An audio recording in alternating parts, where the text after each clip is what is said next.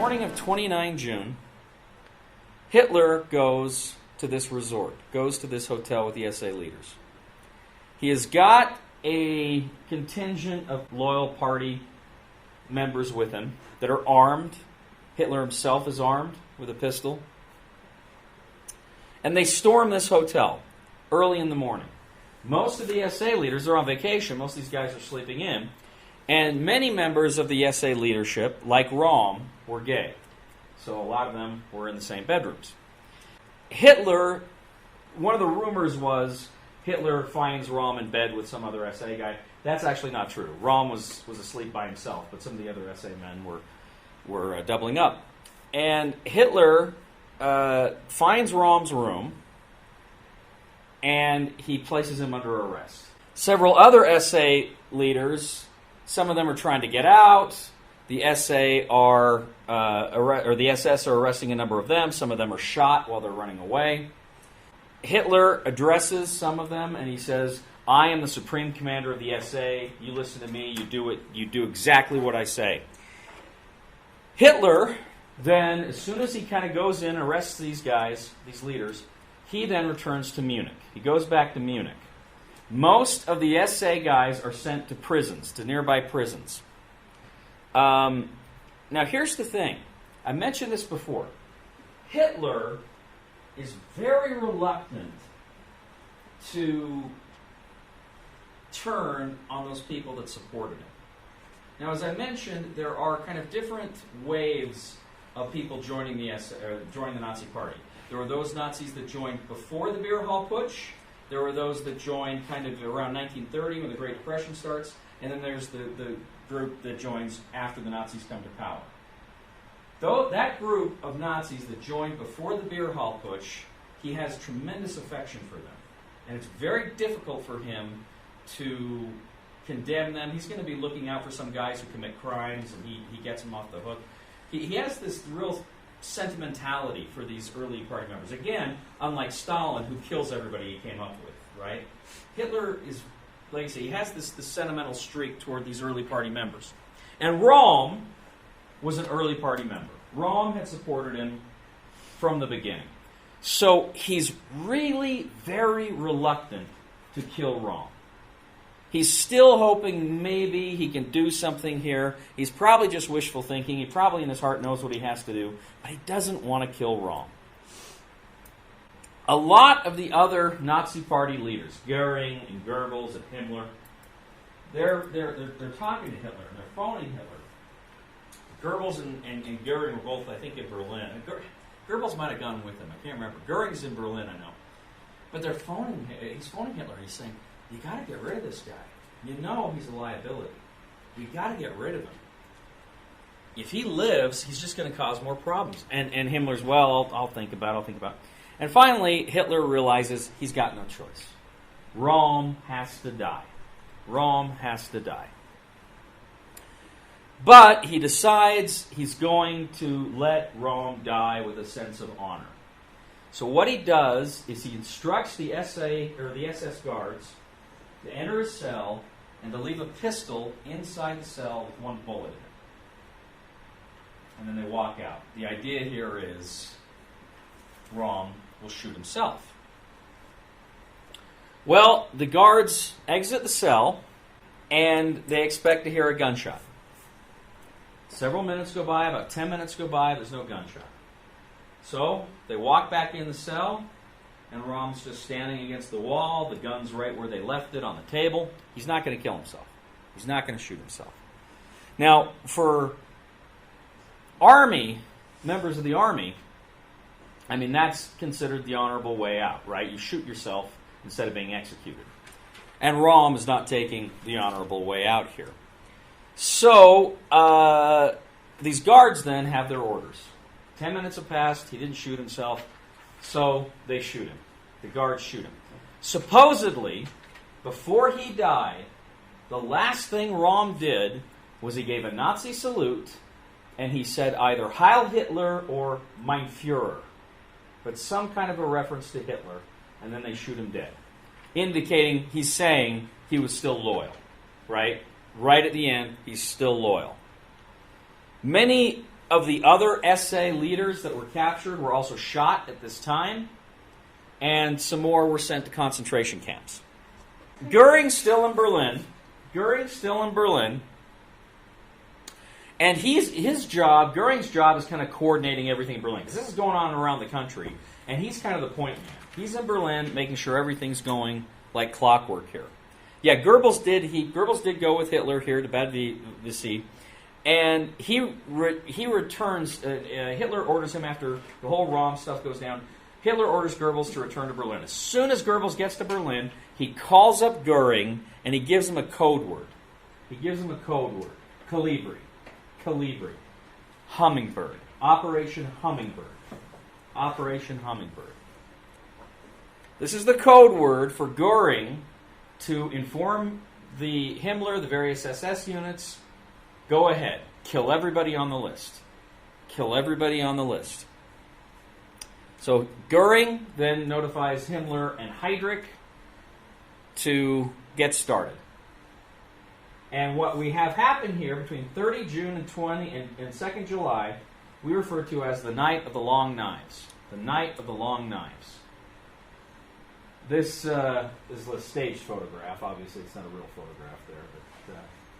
But essentially, what's happening now is just this massive purge of the Nazi Party and German kind of society as a whole. So the SS has weapons that were given to it by the army. They begin hunting down all of the targets on Heydrich's card indexes. They begin hunting down all of these guys. Many of them are gunned down in the streets or in their homes. And again, we're not just targeting SA here, we're targeting conservative figures, because we've still got that conservative opposition in Germany. We're going after the conservative opposition. And one of the targets of the opposition here is Erich Klausener. He was a Catholic politician, and he was also the former head of the Prussian police. So he was Zentrum. He was from the Center Party. He's a conservative. He was the head of the Prussian police. Guy hates communists as much as Hitler does, but Hitler goes after this guy too. Hitler also goes after, these SS units also go after two members of von Pappen's staff. Herbert von Beuys was a member of von Pappen's staff, and Edgar Jung, whom we talked about recently, he was the speechwriter that wrote the Marburg speech with von Papen. Both of these guys are killed. This is kind of a message to von Papen. Hey, don't do this crap anymore. Right? He's killing von Pappen's closest associates. It was rumored, there was a rumor that von Papen himself had been a target.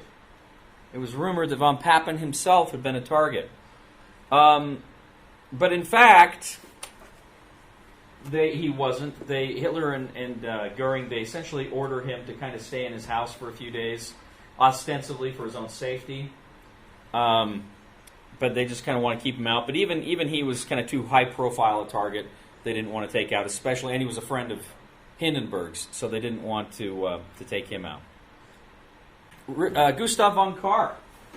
Do you remember who Gustav von Kahr was?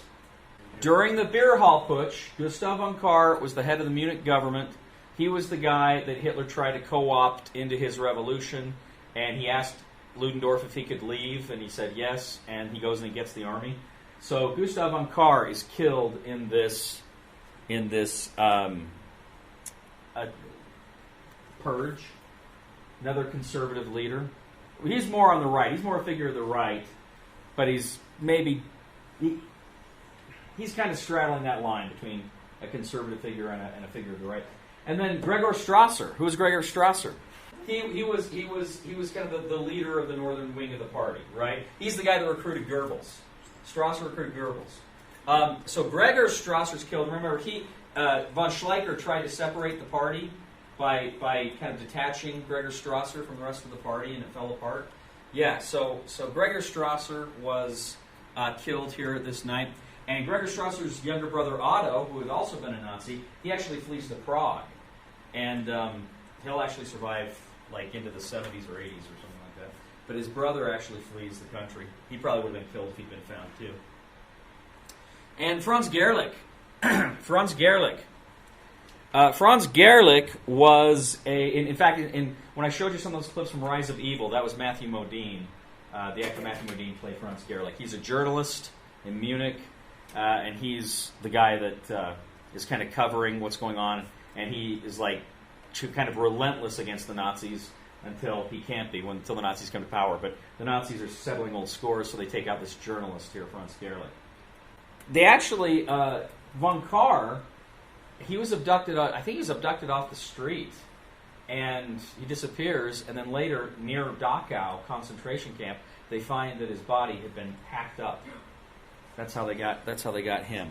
There was one, I think he was a music critic, that was shot and killed. And it turned out the guy's only crime was he had the same name as somebody else the Nazis were trying to kill. So they screwed up and they killed the wrong guy here. They make other mistakes. One of the mistakes, they accidentally shoot a guy who had been an editor for Mein Kampf. So they're making mistakes here. Gregor Strasser was actually taken to Gestapo headquarters. Gestapo headquarters was at 8 Prinz Albrechtstrasse in Berlin, and he was taken to a cell and shot in a cell. And incidentally, today, if you go to 8 Prinz Albrechtstrasse, the building had been bombed and destroyed during the war, but the basement still exists, and they've got the cells in the basement.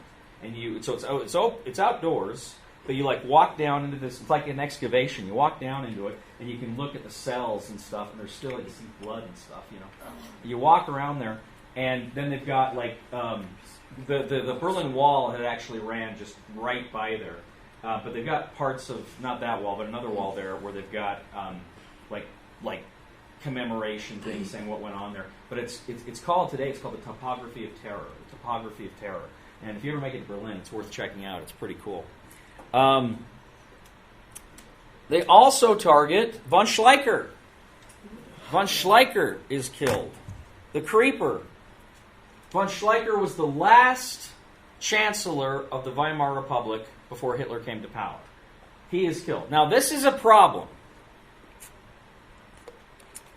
The SS break into his house, and I believe he was sitting at his kitchen table with another officer here named Ferdinand von Bredow, and they are both shot along with Schleicher's wife. In fact, Schleicher's wife threw herself in front of Schleicher as they were trying to shoot him. They kill her, then they brush her body away, they kill Schleicher, and they kill von Bredow. Now, this one is a problem. Why is this a problem? He's an army officer.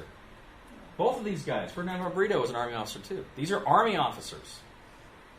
Army is not happy about that. In fact, Hitler, in secret, will later apologize to the army leadership for these murders. He will later apologize in secret for those murders.